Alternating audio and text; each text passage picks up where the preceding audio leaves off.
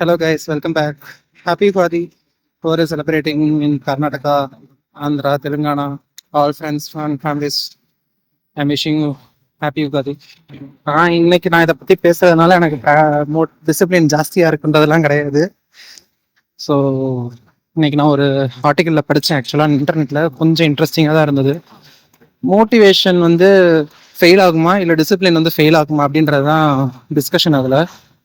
So மோட்டிவேஷன்றது வந்து daily நம்ம தூங்கி எந்திரிச்ச உடனே பிளான் பண்ணிட்டு வர்றது தான் மோட்டிவேஷனா.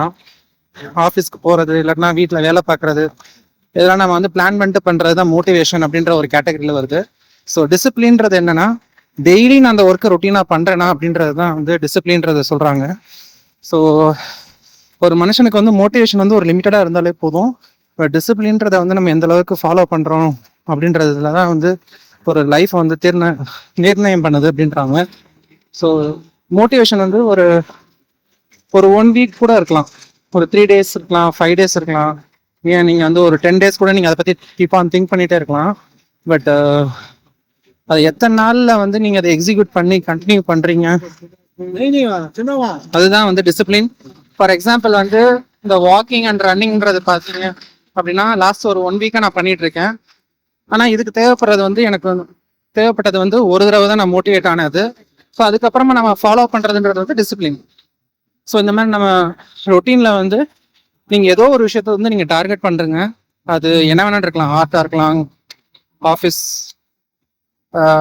ரொட்டீனாக இருக்கலாம், உங்கள் பிஸ்னஸ் ரொட்டீனாக இருக்கலாம், அதுக்கப்புறம் சைல்டு கேராக இருக்கலாம், பேரண்ட் கேராக இருக்கலாம், என்ன வேணும்னு இருக்கலாம். பட் நீங்கள் அதை வந்து எத்தனை நாள் நீங்கள் அதை ஃபாலோ பண்ணுறீங்கன்றது மட்டும்தான் மேட்ரு.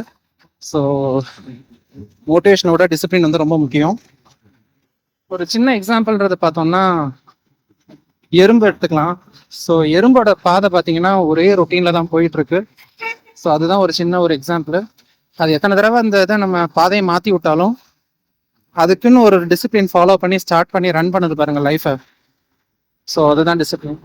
ஸோ அந்த மாதிரி நீங்கள் ஏதாவது ஒரு ஆம்பிஷன் எடுத்துக்கோங்க, செல்ஃப் மோட்டிவேட் பண்ணிவிட்டு அதை நீங்கள் டெய்லி எக்ஸிக்யூட் பண்ணுங்க. It will be showing us a different what you are now after maybe a year or some time. Thanks for watching. Bye.